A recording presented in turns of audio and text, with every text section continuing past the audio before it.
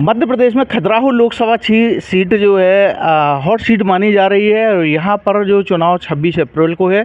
लेकिन अभी देखा जाए तो नए नए रंग यहाँ पर चुनाव के देखे जा रहे हैं। हमारे साथ जो एक प्रत्याशी हैं इमरान मोहम्मद, राष्ट्रीय जनसंभावना पार्टी इसके उम्मीदवार हैं और इनकी खासियत ये है कि ये 8 बार चुनाव लड़ चुके हैं। 3 बार लोकसभा के चुनाव तीसरी बार लोकसभा के चुनाव लड़ने जा रहे हैं और 3 बार विधानसभा के चुनाव लड़ चुके हैं। कुल मिला के 8 चुनाव लड़ चुके हैं। लेकिन हर बार की खासियत ये है कि ये चंदा से ही अपना चुनाव लड़ते हैं। इमरान जी, क्या संभावना है आपको इस बार? पहले तो बहुत बहुत आभार आपका और आपके सभी दर्शकों का मेरा नमस्कार।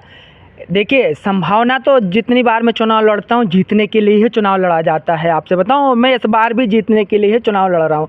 वजह आप जानना चाहेंगे क्यों? चूँकि लोग बाग जो बीजेपी प्रत्याशी हैं, जो अन्य प्रत्याशी हैं, यहाँ से आप देखिएगा बीजेपी जो प्रत्याशी रहे हैं 4 बार से सांसद रहे, यहाँ से बीजेपी लगातार जीती रही। लेकिन आप देखिए हर बार प्रत्याशी आते हैं और कहते हैं हम विकास करेंगे। फिर आपने 5 साल किया क्या? आप देखिए पूरे लोकसभा में एक अच्छा इंटरनेशनल स्टेडियम नहीं है, जो कि बहुत ज़रूरी है। जब एक अच्छा इंटरनेशनल स्टेडियम नहीं होगा तो बच्चे खेलेंगे कहाँ और प्रदेश लेवल पर, इंटरनेशनल लेवल पर कहाँ जाएंगे वो? और आप देखिए एक बहुत सारी चीज़ें हैं जिनको लेकर मैं चुनाव लड़ रहा हूँ। आपसे बताऊँ कैसे चुनाव लड़ते हैं आप? बहुत ज़्यादा आर्थिक स्थिति आप बता रहे हैं, ठीक जी। मैं आपको बता दूं, मैं ऑनलाइन का काम करता हूं, फ़ोटो वीडियोग्राफी का काम करता हूं। मैं अपने दोस्तों से चंदा उधार लेता हूं, अपने रिश्तेदारों से पैसा उधार लेता हूं और कर्ज लेकर मैं चुनाव लड़ता हूं। मैं बता रहा हूँ क्यों चुनाव लड़ता हूँ, चंदा उधार लेकर के, पैसा उधार लेकर, कर्ज लेकर। चूँकि जो प्रत्याशी हैं, जो नेता हैं, कोई विकास की बात नहीं करता है, कोई शिक्षा की बात नहीं करता है, कोई स्वास्थ्य की बात नहीं करता है, कोई रोजगार की बात नहीं करता है। केवल और केवल हिंदू मुस्लिम, मंदिर मस्जिद, फलाना ढिकाना, इसी पर ही चुनाव लड़ते हैं। आप देखिए अभी चाहे पटवारी भर्ती हो, उसमें देखिए घोटाला हुआ था, स्क्रीनशॉट वायरल हुए थे, फ़ोटो वीडियोस वायरल हुए थे। और वो कॉलेज आपको पता है किसका था? बीजेपी के नेता का था। भ्रष्टाचार की पराकाष्ठा थी उसमें, लेकिन उनके ऊपर एक भी, इतने सारे आरोप लगने के बाद भी उनके ऊपर कोई कार्रवाई हुई? कोई भी कार्रवाई नहीं हुई। और मुख्यमंत्री ने उन पर रोक भी लगा दी थी, आपने ध्यान दिया होगा। लेकिन जैसे चुनाव आया, पटवारी भर्ती जारी कर दी गई।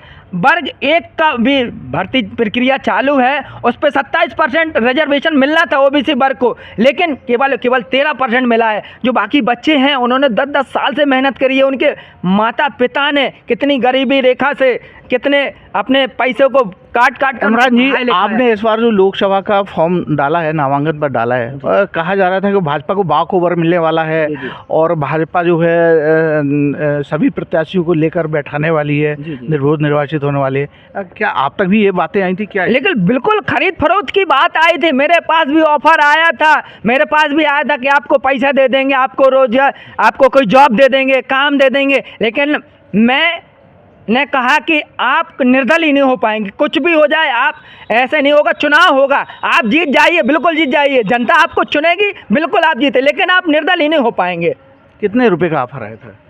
काफ़ी बड़ा ऑफर आया था, 30-40 पेटी का ऑफर आया था, लेकिन अपन ने अस्वीकार कर दिया, क्योंकि अपन लोकतंत्र पर विश्वास करते हैं। अपन चुनाव लड़ना चाह रहे थे, इस वजह से अपन ने वो ऑफर ठुकरा दिया। अच्छा, कई चुनाव आप लड़ चुके हैं और इस बार भी जो है तीसरी बार लोकसभा चुनाव लड़ने जा रहे हैं। बीडी शर्मा एक बड़ा नाम है और कैसे आप उनसे पार पाएंगे? क्या संभावना है? देखिए, आपसे बता दूं, मैं 3 बार विधानसभा का चुनाव लड़ चुका हूं, तीसरी बार ये मेरा लोकसभा का। मैं 5 साल लोगों के बीच में रहता हूं। मैं बहोरी बंद में कार्यक्रम होते हैं 2-4-6 बार गया हूं। मैं कटनी साइड भी गया हूं, गुनौर भी गया हूं, पन्ना भी आया हूं। कई जगह ओबीसी महासभा संगठन से मैं प्रदेश मीडिया प्रभारी हूं। कई जगह हम लोगों ने ज्ञापन दिए, कई बार हम लोगों ने लठ खाए, कई बार हम लोगों ने धरना प्रदर्शन दिए। तो मैं 5 साल लोगों के बीच में रहता हूं। उनके आवेदन, उनके ज्ञापन, उनकी समस्याएं, उनकी पीड़ा को क्षेत्र में उजागर करता हूं। उनके साथ में मेरे ऊपर कई बार FIR हुई है, केवल और केवल उनकी पीड़ा दिखाने के बाद।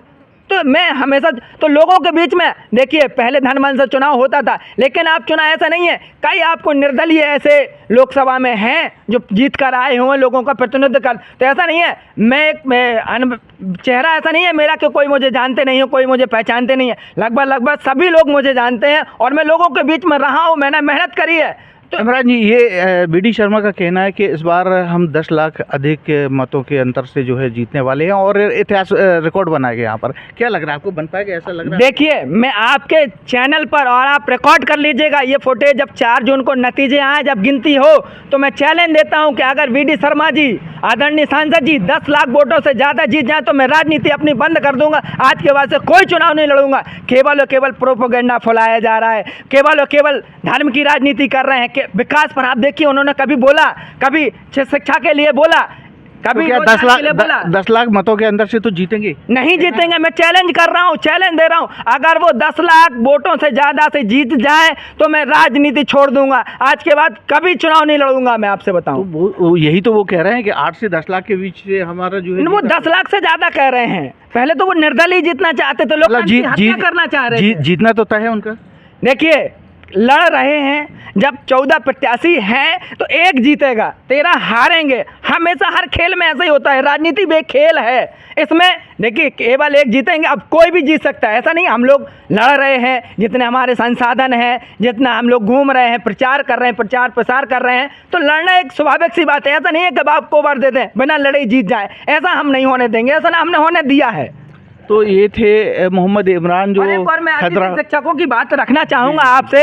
अतिथि शिक्षकों को जब मुख्यमंत्री ने उनका सभा बुलाई हुई थी, उन लोगों को बुलाया गया था, तो कहा था कि आपकी सैलरी डबल की जाएगी और आपको परमानेंट किया जाएगा। लेकिन आज देखिए, आप अखबार में देखिए, 6-6 महीने से उनको सैलरी नहीं मिली है। उनके भी घर में बाल बच्चे, उनके भी परिवार है, कैसे चलाते होंगे, इस पर कोई बात नहीं। आप लोकसभा का चुनाव लड़ने जा रहे हैं, मुद्दे क्या है? भाजपा तो कह रही है हमने बहुत विकास किया है। तो वही तो मैं पूछ रहा हूँ, कौन सा विकास करा?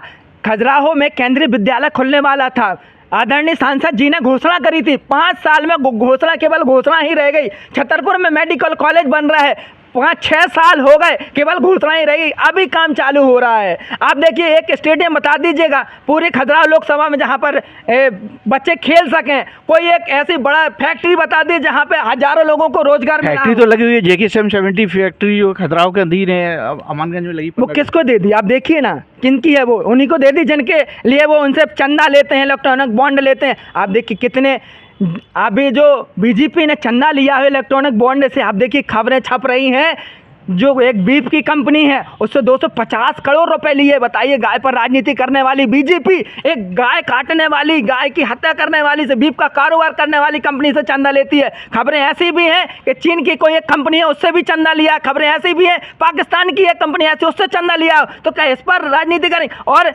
बहुत ऐसे भी चंदा लिए इलेक्ट्रॉनिक बॉन्ड के द्वारा कि आज उनके ऊपर CD की रेट डलवाई, अन्य रेट डलवाएं, अन्य मुकदमे लिखवाएं, अन्य डलवाए, या तो उन्होंने लाखों करोड़ों का चंदा दे दिया या वो बीजेपी में शामिल हो। क्या लग रहा है मध्य प्रदेश में कितनी सीटों पे चुनाव लड़ रहे हैं आप?